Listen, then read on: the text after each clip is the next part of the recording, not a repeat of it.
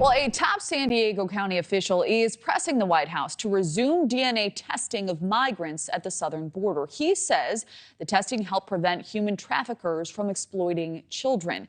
The Biden administration ended the program in June without publicly saying why.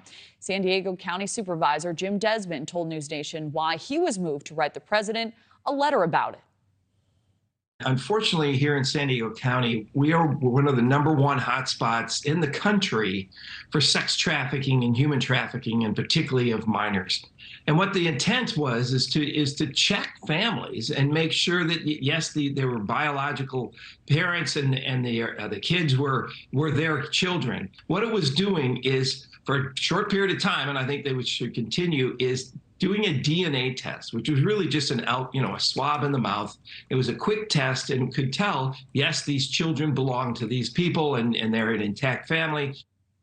So joining us now is Charles Marino, former advisor to the Homeland Security Department and former Secret Service agent as well. Also author of The Terrorists on the Border and in Our Country. Charles, wonderful to see you. This is such an important topic, this impacting countless children. Do you think the U.S. should resume DNA testing at the border? Does this really help curb trafficking? Yeah, absolutely. And to reiterate what your previous speaker was talking about, we're talking about the most vulnerable segment related to this migrant crisis, the unaccompanied minors that are being handed over to traffickers on the Mexican side of the border. So keep in mind, we don't know how they're being treated as they make the journey to the United States. So why on earth would the Biden administration remove the one tool through rapid DNA testing to ensure that they were not going to be continued and handed off to traffickers within the United States?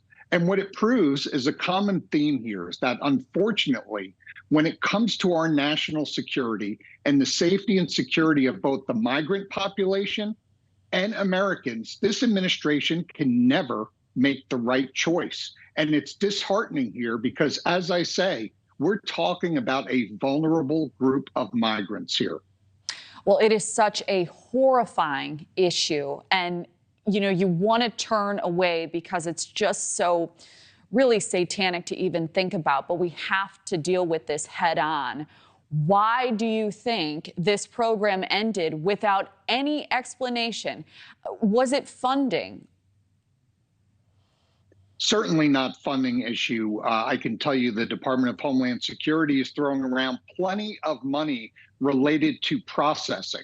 They're preventing money from being used for enforcement, as we know. But when it comes to getting migrants into the country, they have proven that it's an open checkbook. The president often says, don't tell me what you value, show me your budget, and I'll tell you what you value.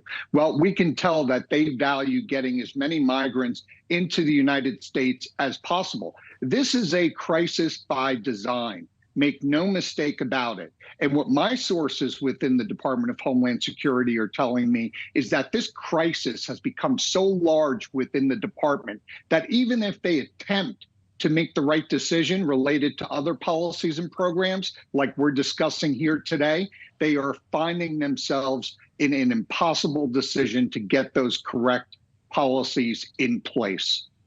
Well, that is certainly concerning to hear. This is a story we will continue to stay on. Charles Marino, thank you for joining us. Thank you for watching. Go to newsnationnow.com to find NewsNation on your television provider. And don't forget to click the red subscribe button below to get more of NewsNation's fact-driven, unbiased coverage.